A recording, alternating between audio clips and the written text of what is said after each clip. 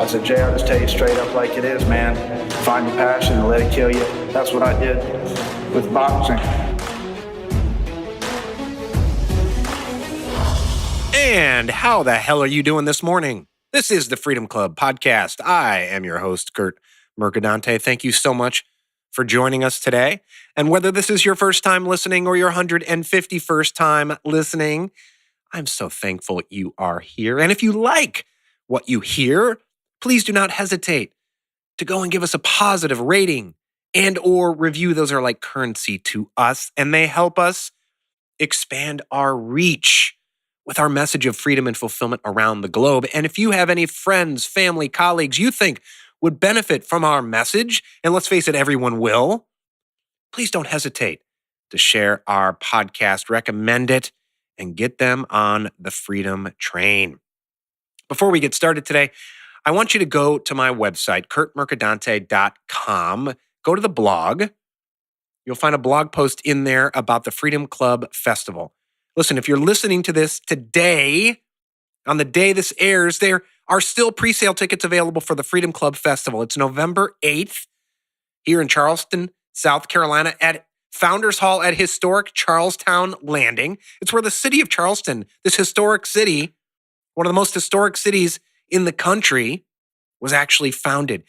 The Freedom Club Festival is going to be a day of music, local food, speakers from around the globe addressing topics like entrepreneurship, personal branding, health, personal development. We got Brandon Steiner. He's the founder of Steiner Sports. It's like the largest sports marketing and collectible agency in the country, perhaps the world. We got Dr. Natalia Vygotsky. She's one of the world's foremost personal branding experts. We got Dr. Bobby Canaro, who has been on this podcast. He's not only an oncologist, TEDx speaker, he's also an author. We have Fraser Cameron, my coach and friend. He's creator of the Epic Dads program. We have Marcus Aurelius Anderson, who was my very first guest on this podcast. Folks, he is a mindset coach. He's amazing. Several years ago, while training to deploy in the U.S. military, he broke his back. He died on the operating table, was paralyzed for a year. He came back. He wrote a book called The Gift of Adversity. These are just some of the folks who are going to be speaking. I'm going to be speaking. There's going to be 300 people there. It's going to be a ton of fun. Grab your tickets today. If you're listening to this before April 15th, pre-sale tickets are $44. After April 15th, they go up, but they're still only $60. We have people who have bought tickets over the past several weeks from around the world, Korea, Canada, across the United States. So I look forward to seeing you there. Now, because today is Wednesday, it's our interview segment. And today I am so happy to bring you an interview that I taped at our packed house Freedom Club local Charleston event. It was held at Hurricane Boxing, which just happens to be my boxing gym. It's where my kids train as well. And I walked into Hurricane Boxing maybe 3 or 4 years ago because I wanted to start doing that. And since then, Hurricane Boxing has become part of our family. And so it was not only a great honor and privilege to hold Freedom Club Local Charleston at Hurricane Boxing, the first person I asked to interview was my coach, Michael Golemis. Now, Coach Golemis, he's more than a boxing coach. You know, he's sort of a mentor to me. He's a friend. And, you know, he's played a huge role in the lives of so many in this community and certainly our family as well. He's training my daughter to compete as a boxer. But Coach Golemis is, you know, he's a lifelong Charleston boy. And, you know, going way back, among other things, he founded Hurricane Boxing. He's a level 3 elite boxing trainer. He is a member of the Carolinas Boxing Hall of Fame. He's a former state Golden Gloves champion, Carolina's Golden Gloves champion. He's a national collegiate boxing champion when he attended the College of Charleston here in Charleston, South Carolina. And so he talks today about his freedom and where he found it. He talks about his passion, the fact that he lets his passion kill him every day and it's so fulfilling to him. Talks, of course, about boxing, how he got into boxing. Talks about some of the work he and the Hurricane family are doing to raise money to bring a boxing culture to the children of Liberia.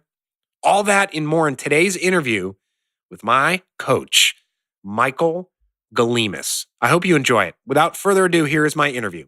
Thanks so much. Welcome to the Freedom Club Podcast, where we strive to pull you out of your life of quiet desperation, out of your comfort zone of misery, and propel you into a life of freedom and fulfillment. And now, here's your host for this journey, international speaker and coach, and serial entrepreneur, Curt Mercadante. So, the first question I always ask guests on the Freedom Club podcast is the word freedom. It means different things to different people. Some people go a societal route, a political route. Some people go an economic route. Some people go a personal route. What does the word freedom mean to you?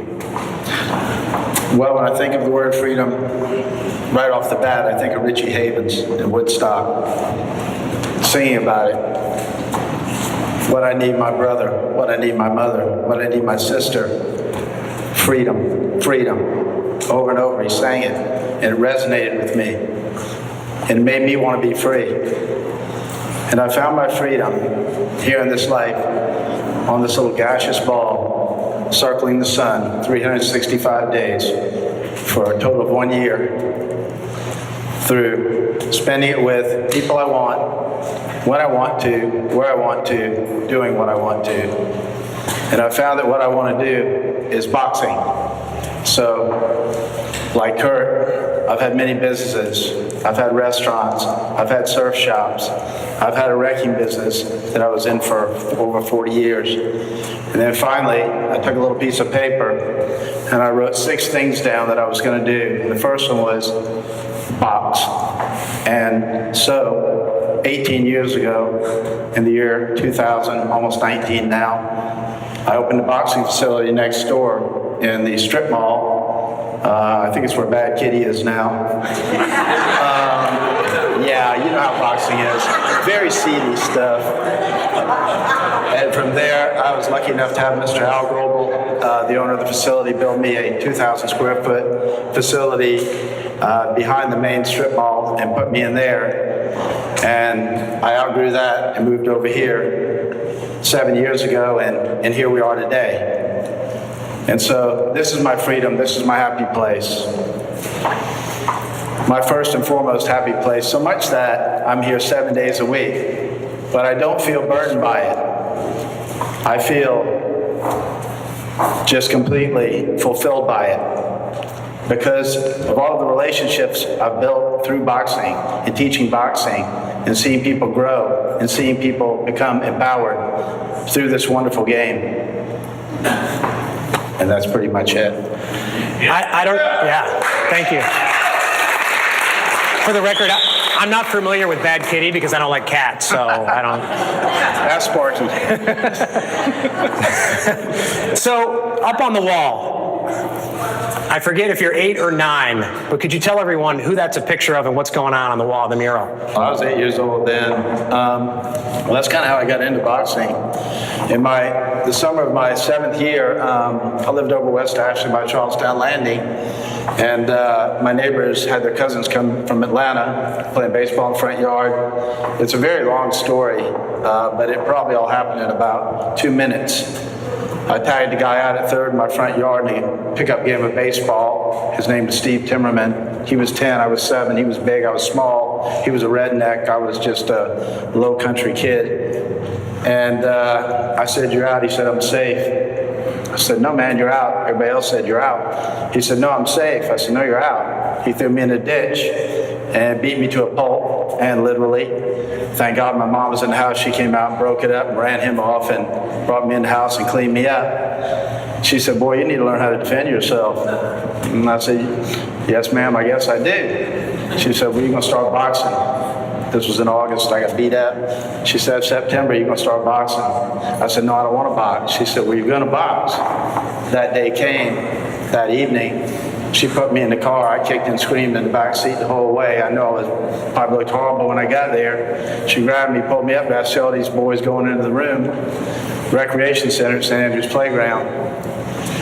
I said, "Well, this is the moment. I got to clean myself up. I can't let them, see me looking like this." So I did. She took me in there, introduced me to the coaches, walked out the door. When she came back, I didn't want to leave. 15 years later, I quit boxing and began coaching it. So that's kind of how I got into it.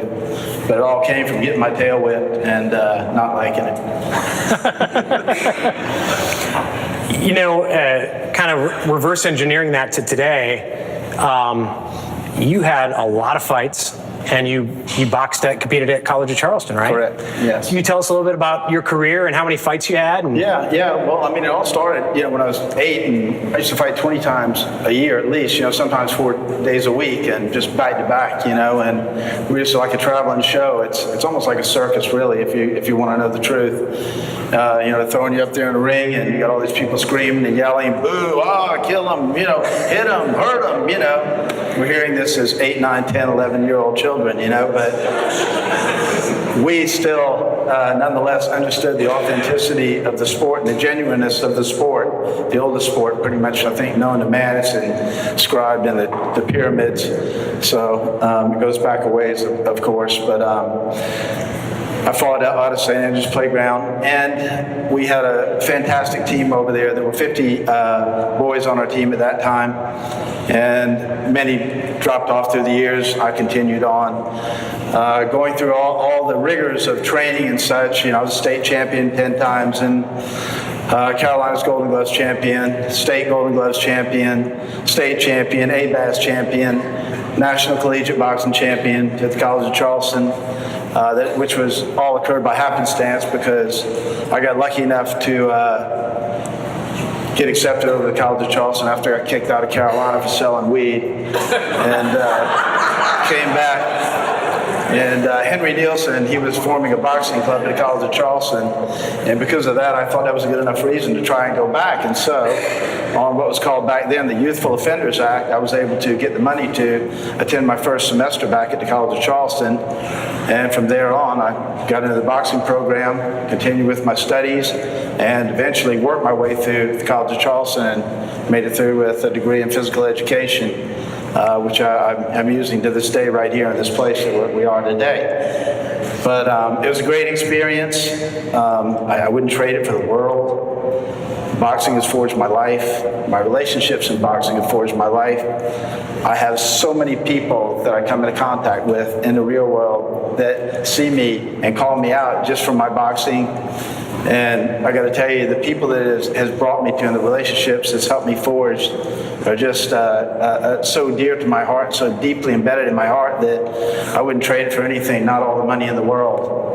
And I'm going to tell you straight up, there ain't no money in boxing. I don't do boxing for the money. I do boxing for the love. Boxing's love. Yeah. Yeah. What's your record? I have just 204-12. Yeah. And that's no fake record. I don't make it up.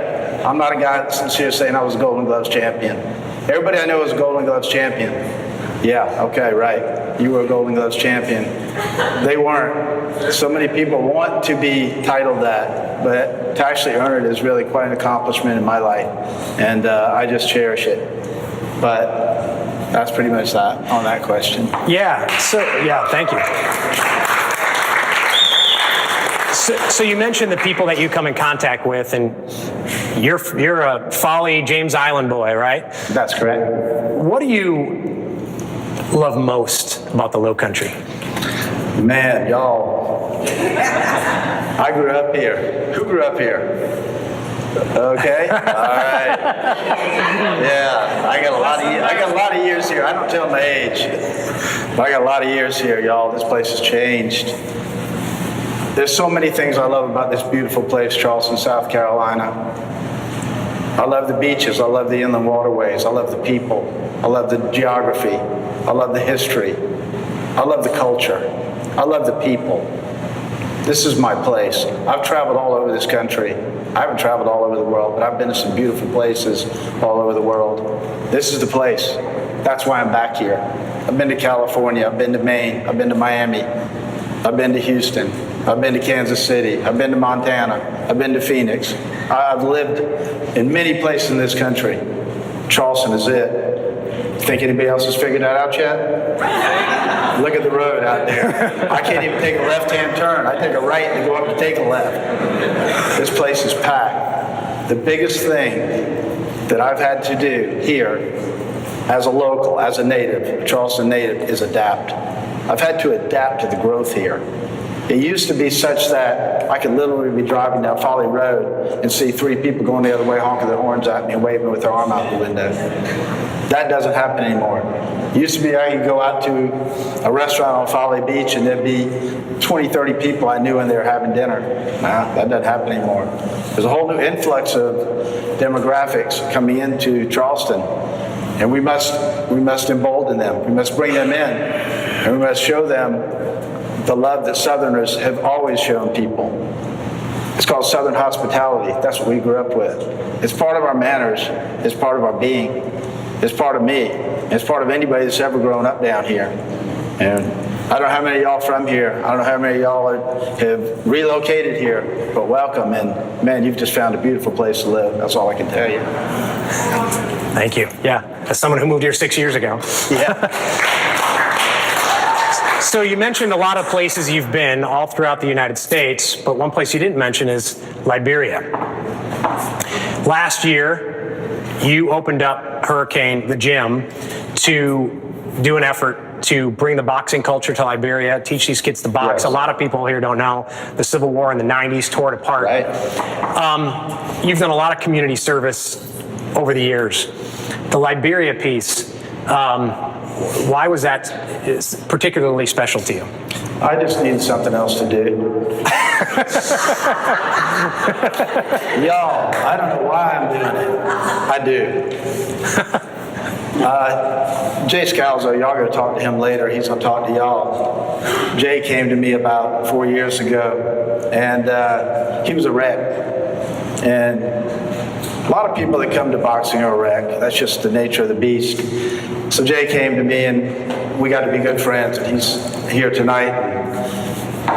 He's the guy who kind of introduced me to the idea of possibly going over to Liberia and teaching children how to box. Jay was in the corporate world. You're going to hear his whole story, but the egg in a nutshell is he asked me what I thought about him, quitting his job and following this initiative to go over to Liberia and teach these children how to box. I said, Jay, I'll just tell you straight up like it is, man. Find your passion and let it kill you. That's what I did with boxing. Yeah, you said that to me last week about, and I talked about the things you love the most sometimes often aren't the easiest. Right. You had that quote about passion. You're following your passion and it's killing you. Yeah. I recommend that y'all do that. Each and every one of you. Find it, let it kill you. Does that mean you're going to die tomorrow? No. That means when you die, you will be fulfilled because you followed your passion. Don't chase all these stupid dreams that are what someone else thinks you should do or thinks that you will be better at doing. You'll know when the time comes, when it hits you, what your passion is. And when you discover what it is, don't let it go, ever. On that note, please give a warm, well, I already welcome you. Please give it up for Coach Michael Golemis.